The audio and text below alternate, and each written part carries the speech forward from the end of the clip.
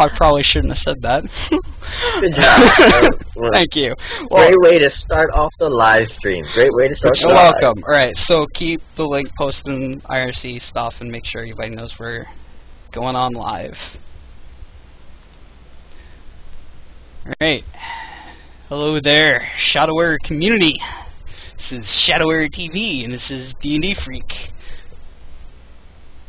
And with me today is... Come on, guys. Mojumbo! Eba! Sue Slayer. We're here, guys. There's three of us today. Fabulous soothing voice. Yes. Yes, we are here, Shadowware Weekend, day 1 of Shadowware Worlds 2012. Got a lot of interesting players, interesting competition, a pretty varied meta. What do you guys think is going to go down today? I think we're going to see someone we don't anticipate get really far. Somebody... well, isn't that anticipating? No, that's the thing. We're not going to call them, and then they're going to sneak up and get to, like, the finals. We're going to be like, whoa, we completely missed that. Wow, you just blew my mind. Exactly. well, okay, for me, first and foremost, on a completely unrelated note, it's worth mentioning that GDC, Gundorn.com, will be drifting in and out of this stream as we're doing things. He's kind of running things on the top end, so he'll be drifting in and out, so no surprises, you guys. As far as, you know, what I'm looking at seeing, I definitely think we'll see a couple of surprise upsets where, you know, known strong players just, you know, not making the cut, so we'll see a couple of surprise ones. We've already seen some surprises, but I definitely think we're early on. You'll see early on, and later on it'll be more about skill and, you know, just crazy decision making. I mean, there's a couple players I'm looking at that I definitely think have a good shot of going far, but it's definitely interesting to see how this goes. I mean, Worlds is always a crazy crapshoot. I could definitely see some games that are won or lost just because somebody makes a worse decision on purpose to throw people off. I can definitely see that. Yeah? What do you mean? Like a bad decision to throw people off? Well, yeah, like if you say like your opponent has like 3 allies on the board and you're holding a Nova and you just throw some dude out to distract the opponent instead of actually playing the Nova and bluffing it, so they think you don't have it, they overextend more than they should, and you get more value out of your cards. You know what I mean? Like. So yeah. It's like a tidal wave. You're trying to get them to bait more to the field. And I don't know. It's hard to do that at this level of play, though. I mean, we're at like the World Championships now. People aren't going to fall for like little tricks like that. No, I would think not. This is the exact place where you do it because people are overthinking. They expect players to be good, so when they don't do the optimal play, you're going to think they have less than optimal cards.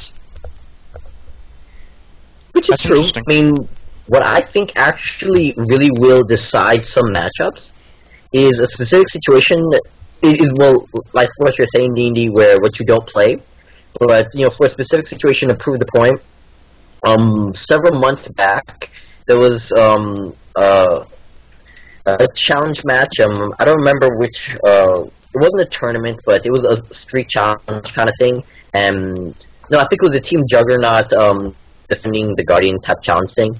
And I know Whiskey got to the finals, and he had to face, you know, the mysterious, you know, TJ player. And I actually watched those matches live. And what really won that match up, because the first matches were split, it was even, you know, tough matchup. It was a Moonstalker against the Zana deck. And what really won it is that there was a specific card that, for the first 2 matches, never saw the light of day. So Whiskey didn't know he had it, and in a 3rd match, he pulled it out and surprised the crap out of him, and that won the match. Yeah, and I think we'll see a couple of things like that happen. Yeah, that wouldn't surprise me either. Like, it'll be interesting to see if people try to hold back some of their cards in the first few rounds just to surprise opponents who have been scouting. Especially when we get into day 2.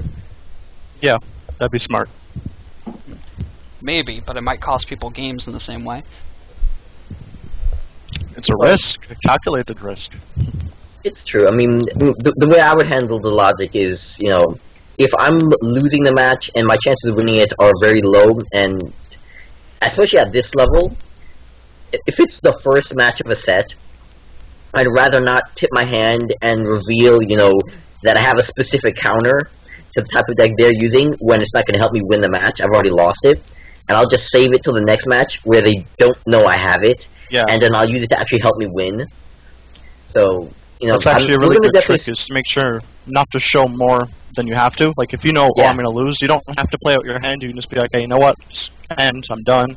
Those 3 cards in your hand, they'll never see them. They won't know it, so they have less information. Yeah. Then you go into the next game, and like you said, you get them.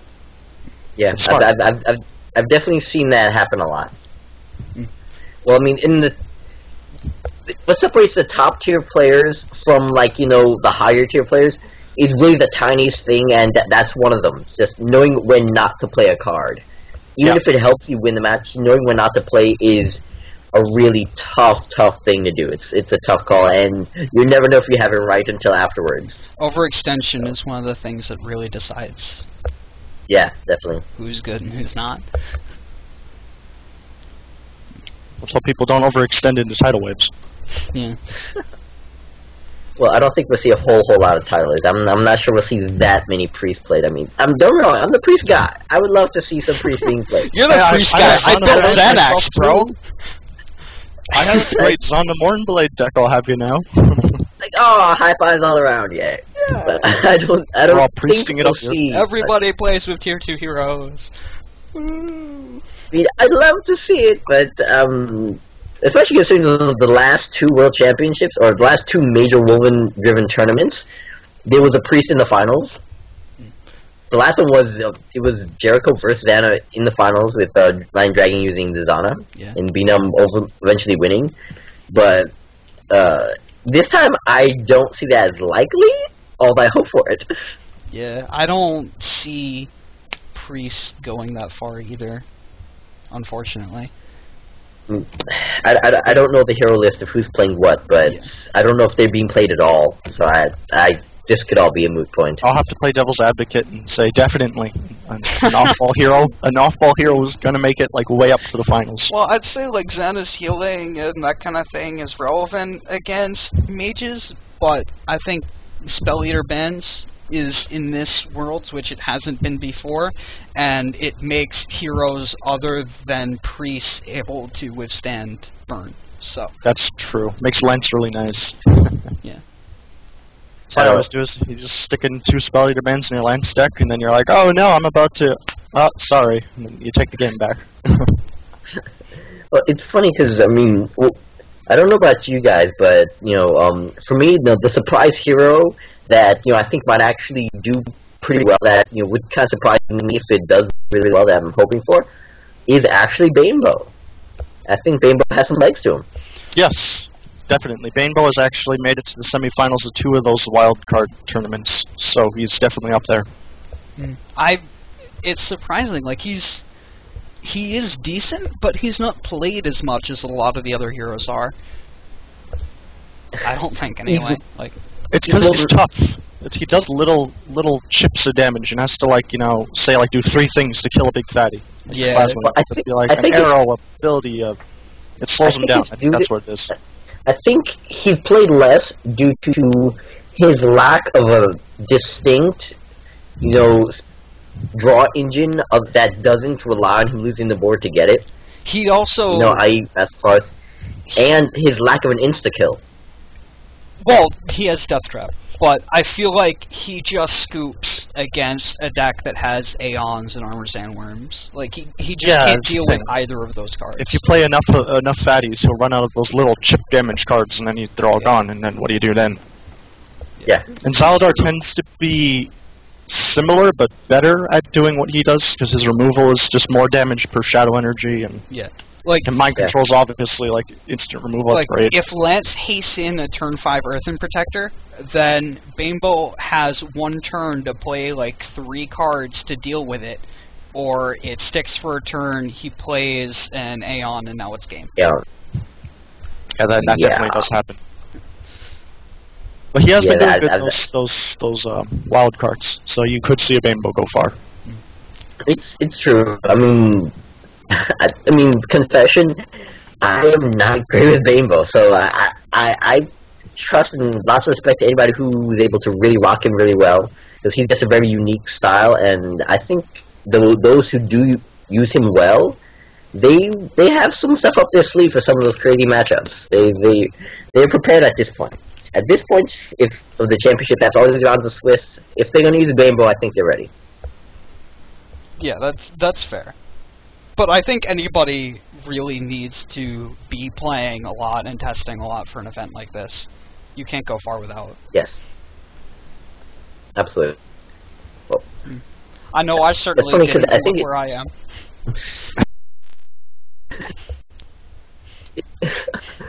I think at this point, I don't know about how you guys do it, but I know when I test, I mean, obviously test the strength of the deck, but for me, what I look for most out of testing is just comfortability with the deck, just knowing my ratios and how likely I am to get things and the kind of flow of the deck and the decision making. That's kind of what I test for the most. Yeah. So I don't know what your guys' strategies are. When I test for a deck, usually I'm looking for any kind of number interactions that I didn't notice before. Like, for example, like when you're building a list, often you're just like, this is X good card for my hero or my strategy or whatever. And then when you actually go to play them, you get to see how they interact with your opponent's cards and what plus what equals enough damage to kill their turn 3 play and that kind of thing. And that can lead to a lot of changes. Yeah. Yeah, I definitely hear that. Like, I was testing his Aladar recently, and then I was like, wow, Brutalist really is amazing, because it's always that 4th point of damage, like as an example. Yeah. Yeah, hey, or you can be like, Zaladar's ability, and like, say a sliver of Shadow is 5 damage I can kill a Plasma with, and you go, oh, that's kind of good. Or like that building Baduru thing I was doing when, like, you use his ability to generate the Soul Seeker at 3 points of damage, and you just need an extra 1 to do anything with it. It's impossible to play that deck without having access to, like, Brutalist and Thaddeus and that kind of thing to deal the extra point. Yeah, for sure. I remember GDC was actually playing a Badaru deck that just used Evil Ascendant as the 4th damage. Yeah. You'd hit him for 3, and then that was always the 4th. That's what I've been doing with Zaladar lately. Oh yeah? Evil Ascendant is really underrated because a lot of people only use it in ally list builds or or some sort of mill type style. It has some legs to it in regular builds as well, because that extra point of damage across the board, that can do some damage. That can really do some like good. that Zaladar deck. I'm playing. I think it has 4 Infernal Gargoyles, a full 4 Shadow Knights, and an Ogloth. And none of those cards care at all about Evil Ascendant being in play. And a 4th of the deck is now allies. Yeah, good deck that you won't see many people assume that. Think outside the box, you might find something interesting. Oh yeah. I mean, Evil Ascendant with a deck that's close to allies, but you're running like 4 Shadow Knights, not quite a bad way to go, because they can't, because you're cycling them, they can't kill them forever. Exactly. Especially if you have a lot of ability damage and a lot of insta kills or something close to it.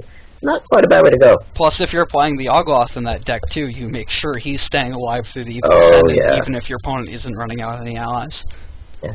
Yes. Although in a deck like that, I might want to run a Sever Ties or 2, just in case. What deck? Well, in a deck that's running that combo with Ogloth and Evil Ascendant.